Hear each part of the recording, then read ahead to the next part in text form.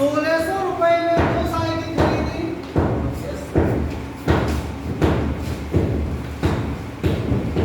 उसने पहली को 10%, उसने पहली को 10% और दूसरी को 20% और दूसरी को 20% लाभ पर बेचा, लाभ पर बेचा। अगर वह पहली को 20%, अगर वह पहली को 20% तथा दूसरी को 10% लाभ पर बेचे, तथा दूसरी को 10% लाभ पर बेचे, तो उसे 5 रुपए ज्यादा मिलेंगे, तो उसे 5 रुपए ज्यादा मिलेंगे। दोनों साइकिल का क्रय मूल्य ज्ञात कीजिए।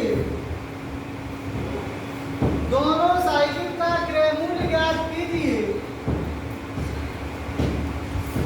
बिल्कुल ऐसे ही सवाल है जैसे अभी हमने बोर्ड पे किया है, जल्दी से लगाओ।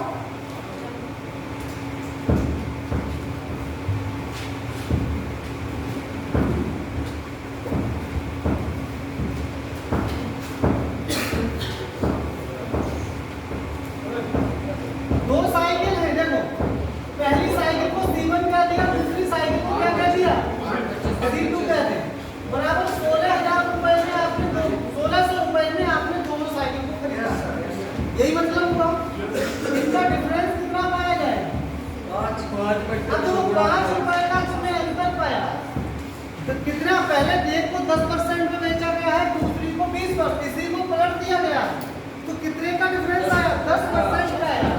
बच्चे 10 इंटू 100, तो ये कितना अंतर पाया आपने, 50 रुपए का।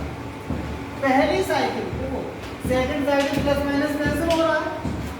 2C1 की वैल्यू कितनी आ रही है आपकी, 1650, इसे कैंसिल कर देंगे, 825 कितना आ जाएगा, 825। पहली साइकिल उसने 825 रुपए में खरीदी, इसकी वैल्यू को उठा के आप यहाँ रख दीजिए, तो आपको C2 की वैल्यू मिल जाएगी। उधर जाएगा 75 कर देंगे तो 825 लेस हो जाएगा, कितना बचेगा ये, 725,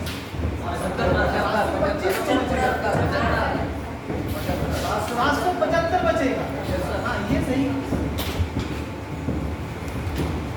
नोट कर लीजिए, ठीक है, सवाल को नोट कर लीजिए।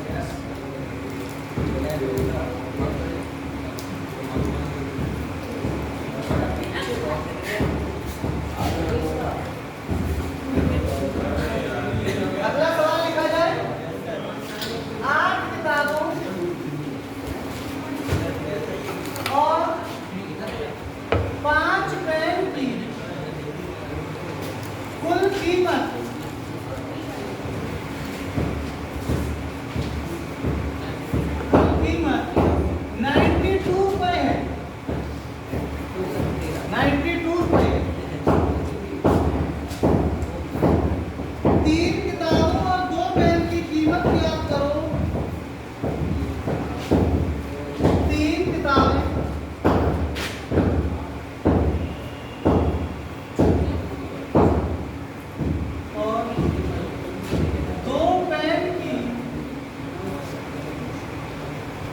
कीमत ज्ञात करो।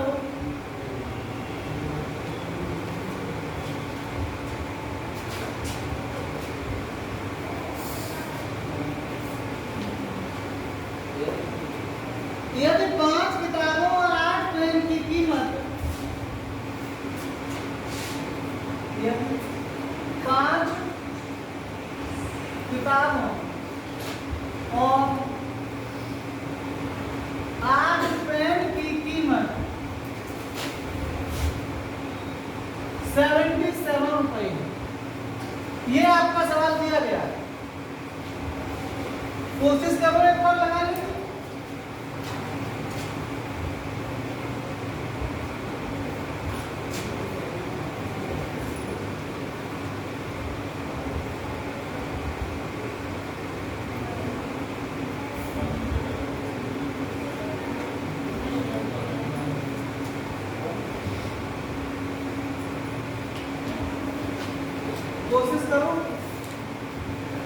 क्या कह रहा है?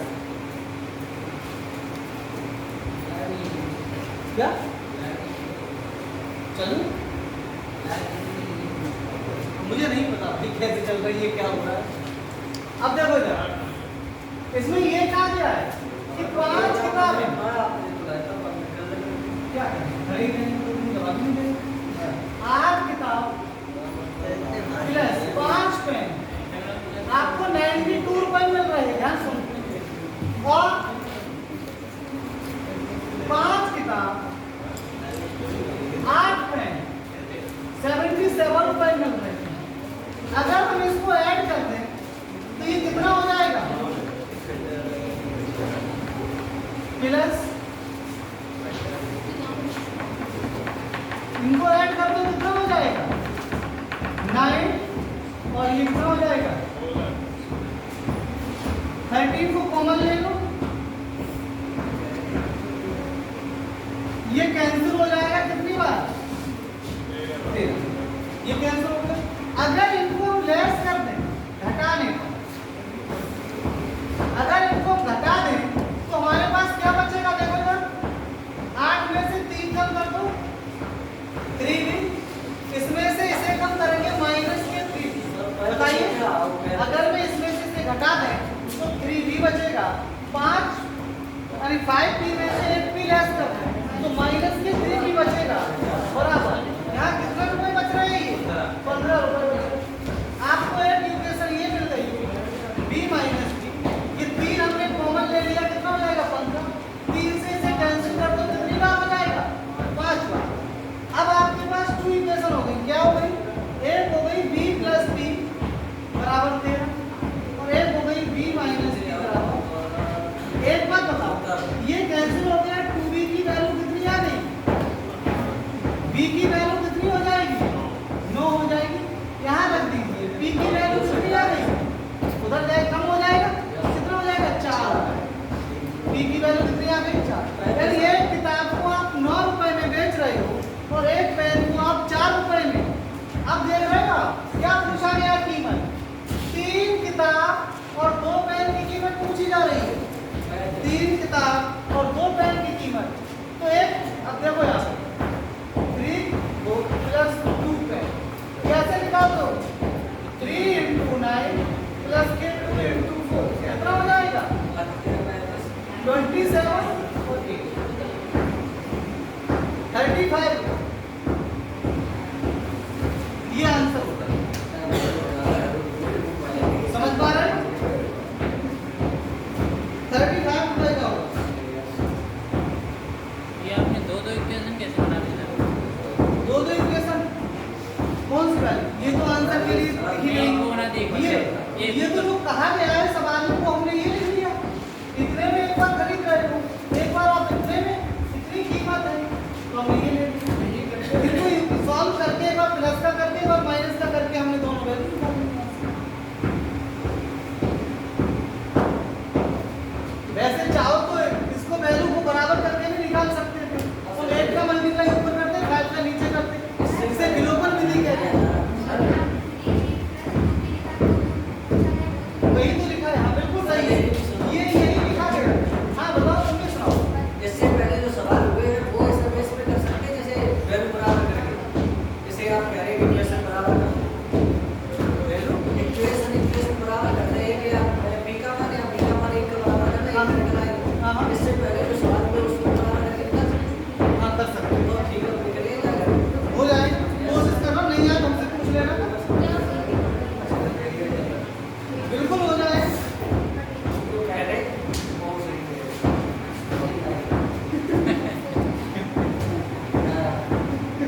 मुझे आप और इस पर पढ़ना के लिए चली जाती है।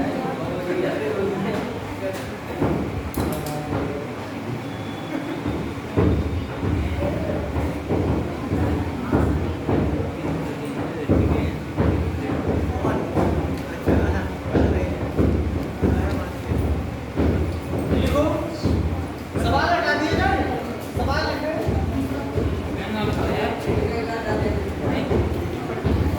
लिखो राजीव एक पेन 5% हानि। राजीव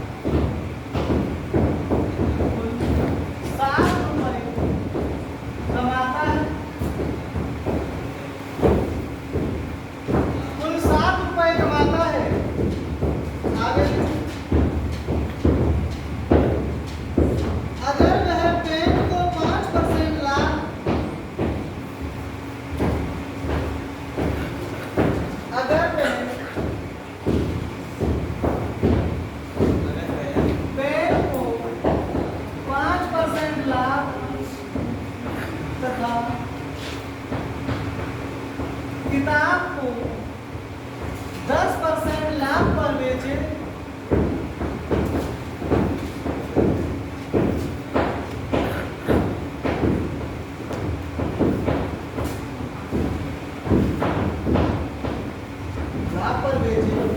तो 6 रुपए ज्यादा कमाता है। लाख पर बेचे तो 6 रुपए ज्यादा कमाता है। तो 6 रुपए ज्यादा कमाता है। किताब और पेन का मूल्य ज्ञात कीजिए।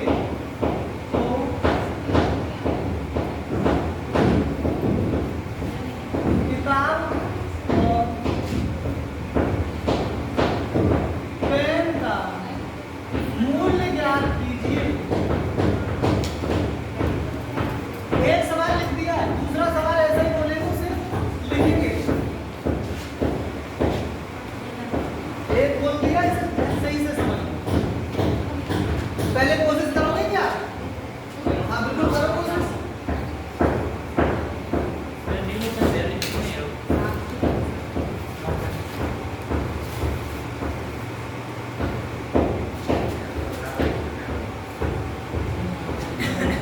कोशिश करो।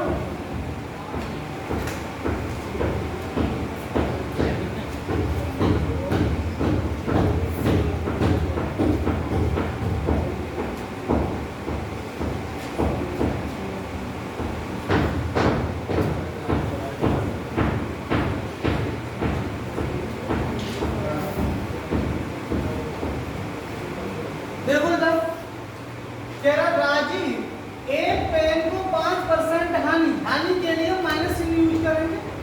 तो माइनस के 5% हानि पेन को बेच रहा है और प्लस प्रॉफिट के लिए क्या यूज करेगा? प्लस 15% प्रॉफिट किस पर? एक पर। बेचता कितने रुपए कमा रहा है? 7 रुपए कमा रहा है।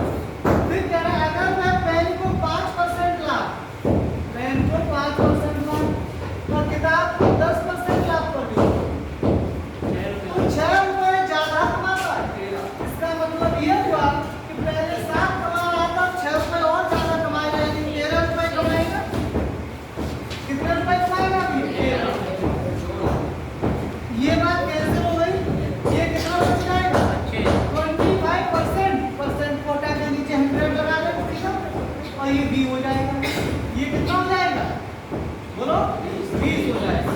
ये 4 बार कैंसिल हो रहा है तो v की वैल्यू कितनी निकल जाएगी? 4 का मल्टीप्लाई हो जाएगा तो 80 हो जाएगा। v की वैल्यू आपको मिल गई यहाँ से। अब v को उठा के कहीं भी रख दीजिए। इक्वेशन 1 में रख दो या इक्वेशन 2 में रख दो। बताओ किस में रख दिया जाए? 2 में रख दिया जाए। तो ये 5% को परसेंट हटा के मैंने 100 लगा दिया हमने। ये क्या कर दिया? प्लस 10/100 इंटू v की वैल्यू 100 लगा दी नहीं बराबर। ये कैंसिल हो गया। एक ये कितना बचेगा? इससे कैंसिल कर दिया। ये p अपॉन कितना आ जाएगा? 20 बराबर। और ये बराबर ये कितना हो जाएगा? ये प्लस के कितने? 8 उधर भेज दो प्लस का। कितने हो जाएंगे? बोलो कितने बचे? ये 5 बचे। तो ये p की वैल्यू कितनी निकल के आ गई? यहाँ से 100 निकल के आ गई। 20 का मल्टीप्लाई हो जाएगा तो 100 वैल्यू निकल आ जाएगा।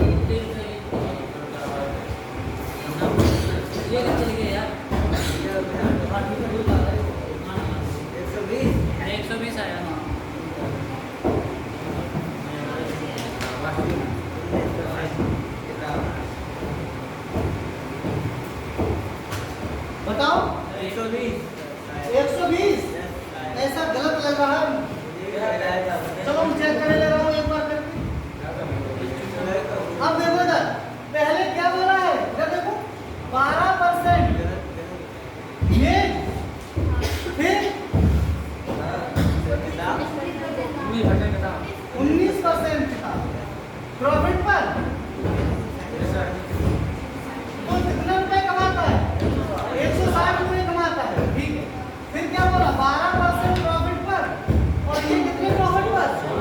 16% लॉस पर। तो ये कितना निकल के आ रहा है? 40 की हानि के लिए माइनस चिन्ह यूज करेंगे। तो ये कितना हो जाएगा? जल्दी से बताओ। ये कैंसिल हो गया। ये कितना बचा? 3%। परसेंट आगे पीछे 100 लगा लिया, और ये कितना निकल के आ जाएगा? ये कितना हो जाएगा? 40। डी की वैल्यू कितनी मिल गई आपको? बताओ। 40 × 100 इक्वल टू कितना हो जाएगा? 4000 रुपए। डी की वैल्यू कितनी आ गई? कितने की है? 4000 रुपए की है। अगला सवाल और लिख लीजिए ऐसा।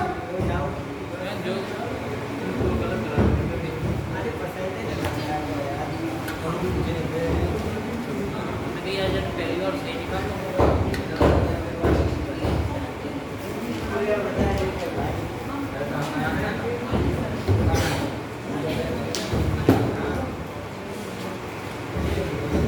बोला जाए सवाल लिखो।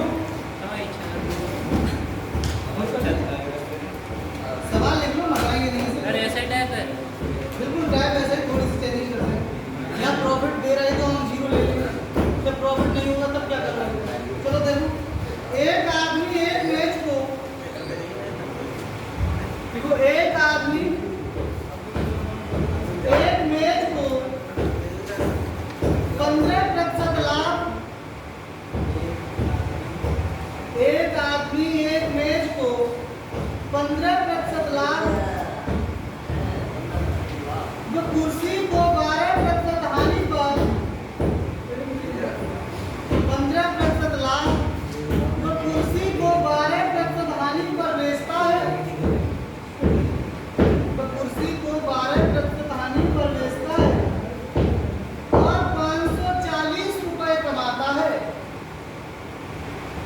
और 540 रुपए कमाता है। अगर वह मेज को 12% हानि, अगर वह मेज को 12% हानि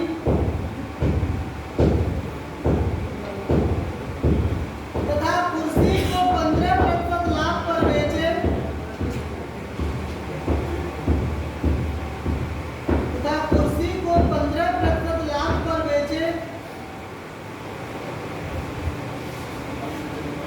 लाभ पर बेचे, तो उसे कोई लाभ या हानि नहीं होगा।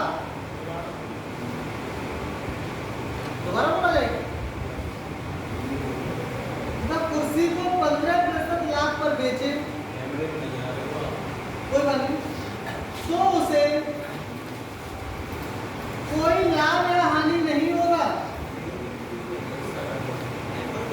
कुर्सी तथा मेज का क्रय मूल्य ज्ञात कीजिए।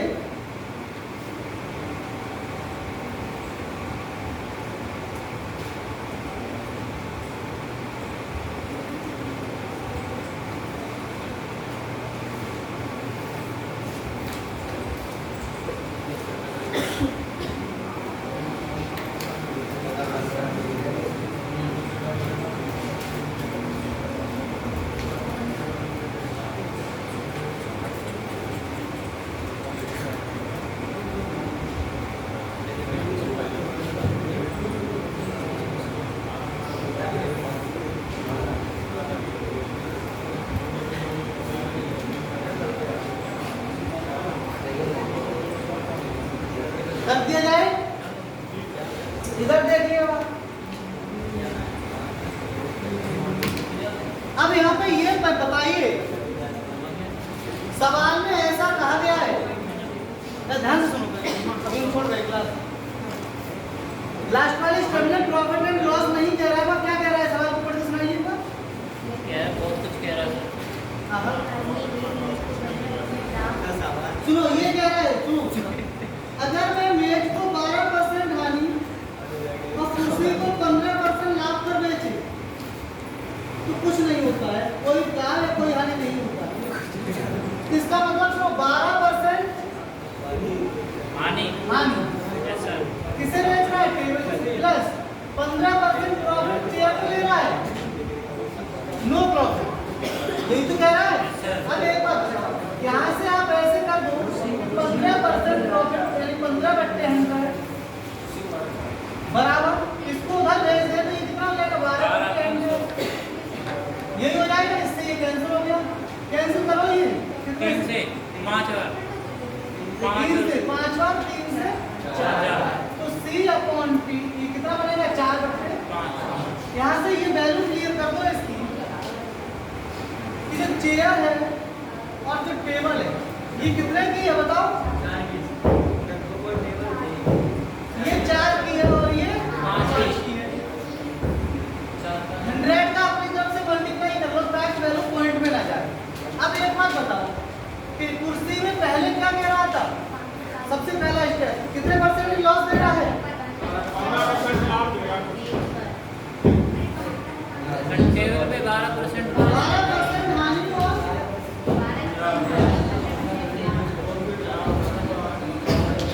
मेरे पर 15% लाभ देता है तो मेरे पर 15% निकाल दो प्रॉफिट।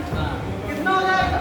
15 5 75 और ये कितना हो जाएगा? 12% हानि यानी कितना हो जाएगा? 48 तो डी माइनस क्या है? केवल अब देखो ये कितने रुपए कमा रहा है यहाँ पे? कितना प्रॉफिट हो रहा है इसे? 15 में से कम कर दो इसे 27 बचेगा।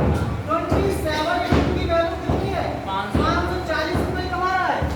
एक यूनिट की वैल्यू कितनी हो जाएगी? 20 रुपए। 20 रुपए। अब देखो क्या वैल्यू मान के चलेंगे तुम? कुर्सी कितने की हो जाएगी? बोलो 400 × 20 400 × 20 यानी कितने की हो जाएगी? 8,000 और टेबल कितने की हो जाएगी? 500 × 10,000 कितना हो जाएगा? 1,000